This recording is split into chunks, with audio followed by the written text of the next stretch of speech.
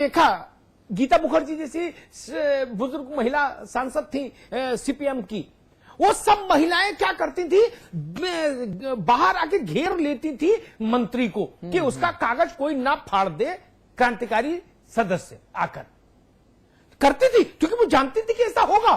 क्योंकि बाहर लालू जी और मुलायम जी की पार्टी बोल के अंदर जाती थी कि पेश करो, हम देखते हैं कौन कागज पढ़ता है। तो ये होता था और ऐसा कई सरकारों में हमने देखा। विधेयक की सुरक्षा के लिए, हालांकि शर्मनाक ये है कि विधेयक असुरक्षित हो जाए संसद में, आप उससे असहमत हो सकते हैं, लेकिन उस विधेयक पेश करने में मंत्री के पांव कांपे, तब तो ये फिर चौराहे की बात हो गई जी। एक नरेश जी जिस मुद्रा में उठे होंगे राज्यसभा में, वो मुद्रा मुझे लगता है लोगों को महिला आरक्षण की याद दिला गई होगी, या जिस सदन में नरेश जी हैं उसी सदन की मैं एक घटना बता दूं। अभी बहुत दिन नहीं बीते, पिछले दिसंबर की बात है, पिछले साल लोकपाल बिल नारायणसामी रखने आए, लालू प्रसाद जी की क्रांतिकारी पार्टी के क्रांतिकारी सदस्य राजनीति प्रसाद ने आकर बिल फाड़ दिया और कागज फेंक दिए उनके ऊपर, हंगामा हो गया। आरजेडी के सांसद सदन के जो एक बहुत बेशकीमती कालीन बिछा है वहां लाल रंग का, उस पर लेट गए, तो मार्शल्स ने उनके सिर और पैर पकड़ के उनको बाहर भेजा। ये हुआ तो प्रश्न ये उठता है कि अवतार सिंह करीमपुरी ने नरेश अग्रवाल को पकड़ा।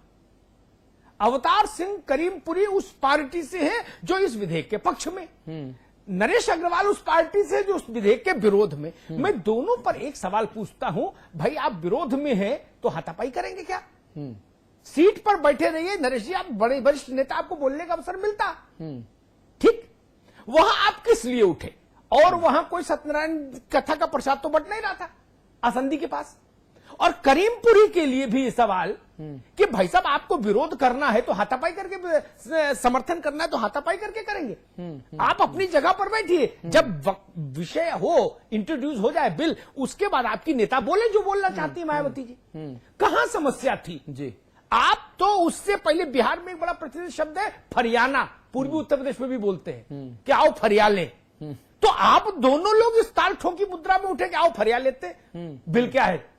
ये भाव ठीक नहीं लोकतंत्र के लिए।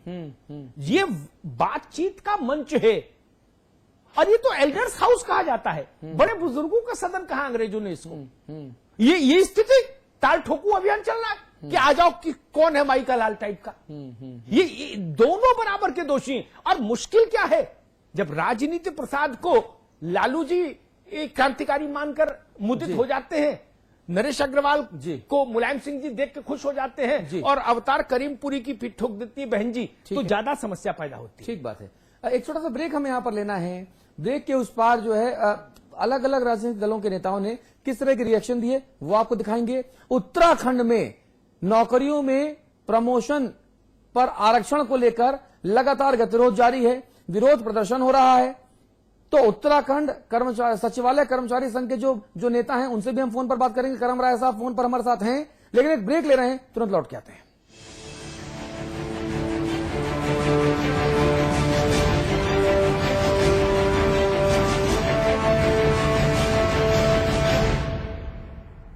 एक परफेक्ट इंजीनियर बनने से पहले, स्टॉक मार्केट में अपनी जगह बनाने से पहले, सॉफ्टवेयर प्रोफेशनल बनने से पहले, एक मल्टीनेशनल ग्रुप का सीईओ बनने से पहले मार्केट के उतार चढ़ाव को समझा, मैनेजमेंट के कॉन्सेप्ट्स को समझा, एक परफेक्ट स्टूडेंट बना। मैंने डिग्री हासिल की। I studied at quantum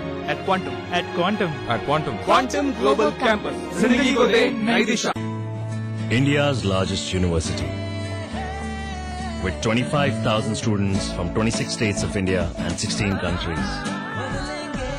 25 international tie-ups, placements in 300 corporates, hostel facility for 15,000 students, ranked amongst the top universities of India, 600-acre campus, lovely professional university, transforming education, transforming. सरकार द्वारा लिए गए महत्वपूर्ण निर्णय बेरोजगार युवकों को उत्तराखंड राज्य स्थापना दिवस 2012 से मिलेगा बेरोजगारी भत्ता और उत्थान योजना के तहत मिलेगा प्रशिक्षण। पट्टे की भूमि पर किसानों को प्रदान किया मालिकाना हक। पेट्रोल की बढ़ी कीमतों में वैट घटाकर जन सामान्य को दी राहत। पिछड़े विकास खंडों के लिए ₹50 करोड़ की धनराशि से सीमांत एवं पिछड़ा क्षेत्र विकास निधि का गठन। सीमांत विकास खंड में कार्यरत राजकीय कर्मचारियों के लिए विशेष भत्ते की व्यवस्था। गैरसैंण में होगी दिनांक 2 अक्टूबर 2012 को कैबिनेट की ऐतिहासिक बैठक। राज्य में आउटसोर्सिंग से भरे जाने वाले पदों पर भी मिलेगा आरक्षण का लाभ। बागवानी फसलों को उचित बाजार मूल्य उपलब्ध कराने हेतु किया गया औद्यानिक विपणन परिषद का गठन। वन पंचायतों में महिलाओं को मिलेगा 50% आरक्षण। अल्पसंख्यक वर्ग के कल्याण के लिए अलग विभाग का गठन। अल्पसंख्यक वर्ग की शिक्षा को बढ़ावा देने हेतु मौलाना आजाद फाउंडेशन की स्थापना। ₹25 करोड़ से अल्पसंख्यक विकास निधि की स्थापना। गन्ना किसानों के बकाया भुगतान के लिए 138 करोड़ रुपए मंजूर। टिहरी में होगी साहसिक खेल अकादमी की स्थापना। इको टूरिज्म निगम के गठन से बढ़ेगी पर्यटन विकास की संभावनाएं। न्यूनतम वेतन बढ़ाने का नोटिफिकेशन जारी। 5 लाख रुपए तक के कृषि ऋण पर किसानों को स्टाम्प ड्यूटी माफ। नए कर के बोझ से आम जनता मुक्त। मजबूत इरादे संकल्प महान। उत्तराखंड की नई पहचान।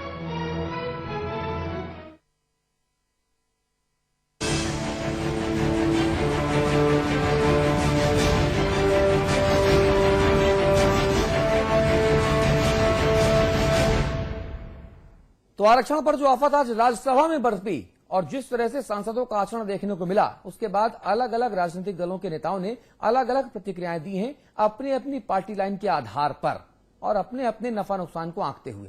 किसने क्या कहा, ये रहा।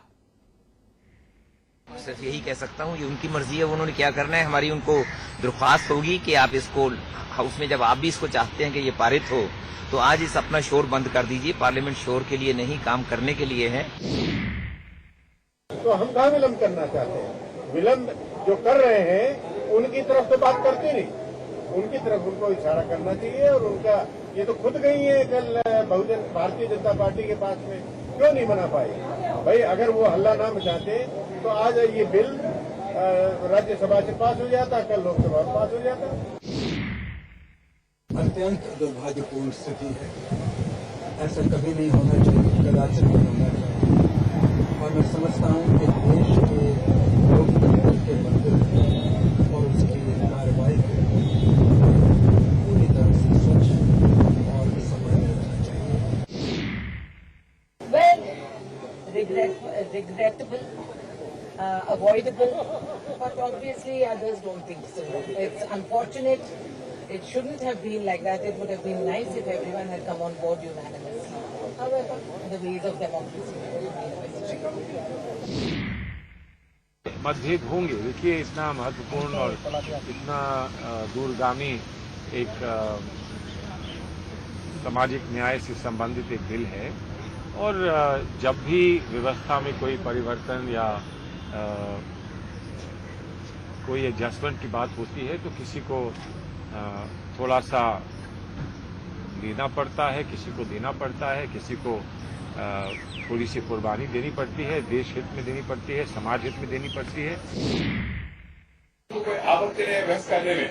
बहस के लिए हमने जो मुद्दा रखा है वो मुद्दा को पहले मीट करना चाहिए।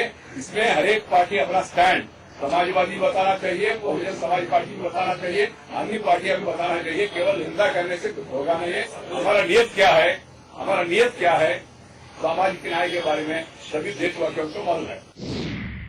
अगर गलत काम करेंगे, अगर असंवैधानिक काम करेंगे तो समाजवादी पार्टी बार बार यही काम करेगी। हाथापाई के लिए समाजवादी पार्टी बिल्कुल जिम्मेदार है। बैल में जाने से कोई किसी को रोक नहीं सकता। समाजवादी पार्टी अपने यूपी के मुद्दा को लेकर के पूरे एक नेशनल मुद्दा बनाने की कोशिश कर रहे हैं। इनका झगड़ा उत्तर प्रदेश में मायावती से हो सकता है।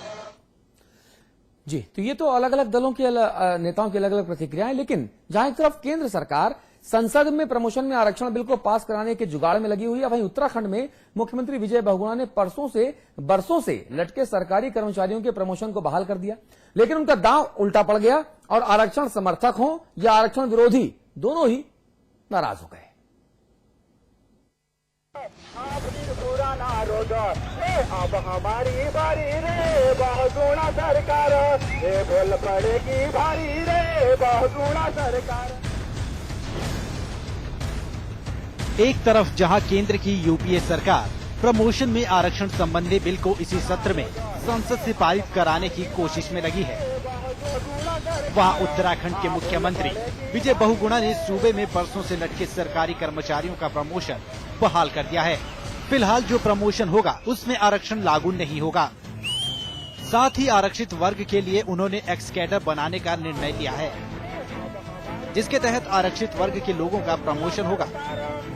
उन्होंने एक सदस्यीय कमेटी का गठन किया है जो इस बात की समीक्षा करेगी कि कैसे और किन हालातों में प्रमोशन में आरक्षण संबंधी सुप्रीम कोर्ट के फैसले से बचा जा सकता है।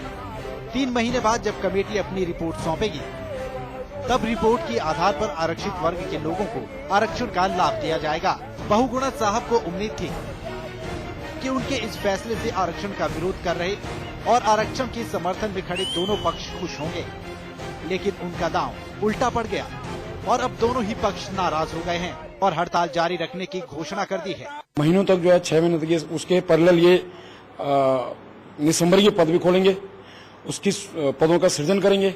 उस सृजन में कम से कम 3 महीने 6 महीने लग जाएंगे और होता भी है कि नहीं होता है, क्योंकि वित्त विभाग की दुनिया भर की क्वेरियां होंगी, उसको मीट आउट करना पड़ेगा, तो उसमें डीपीसी में टाइम लगेगा। दोनों सामान्य संबर वालों के लिए उनकी डीपीसी रोक लगाने के लिए उन्होंने एक लेकुना ही उसमें छोड़ा है। इसलिए निर्णय लिया गया है कि सरकार उस लेकुने को अगर हटा देती है जीवो से तो फिर निर्णय लिया जाएगा, अन्यथा हड़ताल जो है कंटिन्यू है।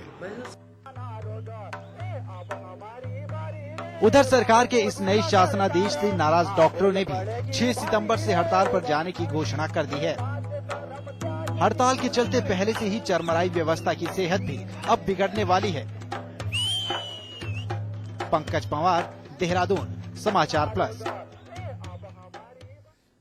हमारे साथ करम राय साहब मौजूद हैं। आप उत्तराखंड सचिवालय संघ के महत्वपूर्ण पदाधिकारी भी हैं और कर्मचारी संघ के नेता भी हैं। करम राय साहब, मुझे बताइए, आखिरकार आरक्षण के पक्षधर तो हम भी हैं, कोई दिक्कत नहीं है। अगर आपको नौकरी में आरक्षण मिलना है कोई दिक्कत नहीं, लेकिन प्रमोशन में आरक्षण मिलना है, ये चीज समझ नहीं आती, क्यों मिलना चाहिए? अब आप एक चीज ये बताइए, आरक्षण अभी कितने साल हो रहे हैं? अभी आपके ये संविधान बने हैं और भारत को आजाद हुए कितने साल हो रहे हैं, और कितना ये समाज अभी ऊपर हो गया होगा।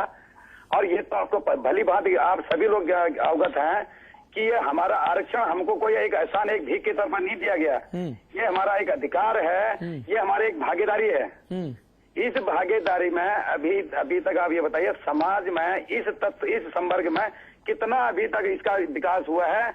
इसका कहीं किसी भी सरकार ने कोई आकलन सही ढंग से कोई आकलन नहीं किया। यही तो सुप्रीम कोर्ट कह रही है करम राय साहब। सुप्रीम कोर्ट ने केंद्र सरकार से यही तो कहा कि अगर आप इस विधेयक को लाना चाहते हैं, इसको कानून बनाना चाहते हैं, आप शौक से कीजिए, लेकिन उसके पहले आप डेटा तो इकट्ठे कर लीजिए कि इसकी जरूरत क्या वाकई में है, और अगर है तो कहां कहां पर है, किस क्वांटम में है। सरकार के पास डेटा ही नहीं है।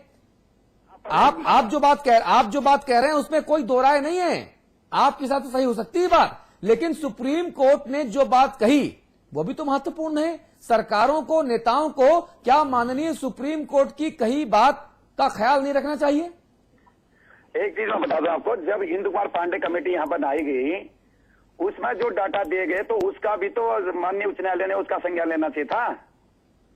उसके आधार पर तो देती, उसमें तो स्पष्ट है 11%, 12%, 13% उसमें आरक्षण अभी तक पूरा हुआ है। बैकलॉग के लिए जितनी भी गवर्नमेंट उत्तरांचल सरकार में बनी, कि सभी गवर्नमेंट ने, सभी चीफ सेक्रेटरीज ने आज तक ये लिखा, भाई बैकलॉग पूरा करो। बैकलॉग 12 साल से हम यही देख रहे हैं उत्तरांचल में कि बैकलॉग पूरा करो। आज एक्स कैडर की बात करते हैं, जब बैकलॉग ही पूरा नहीं होगा तो कहां किसके लिए वो एक्स कैडर बनेगा? अच्छा, एक्स कैडर एक बार बनेगा नहीं। आप क्या आप सुप्रीम कोर्ट के फैसले पर, उनकी टिप्पणी पर सवाल उठा रहे हैं? नहीं, उनकी हम ये नहीं कह रहे हैं। जब इंदु कुमार पांडे जी का जब वो बनाया गया था, कमेटी बनाई गई थी, उसमें जो डाटा तैयार किए गए थे, तो उसका भी तो मैं कहता हूँ उसका भी हवाला लेना चाहिए था। अच्छा, करम राम जी, माफ कीजिएगा, एक सवाल मेरा है छोटा सा जी। आपने कहा कि आरक्षण अधिकार है, भीख नहीं है, मैं उससे सहमत हूं, लेकिन संविधान सभा में जब बहस हुई नेहरू, अंबेडकर, पटेल, मौलाना आजाद, तमाम बड़े लोगों के बीच, तो उसमें नौकरी पा लेने के बाद नौकरी करते हुए प्रमोशन में आरक्षण का कहीं कॉमा फुल स्टॉप में भी उल्लेख नहीं है।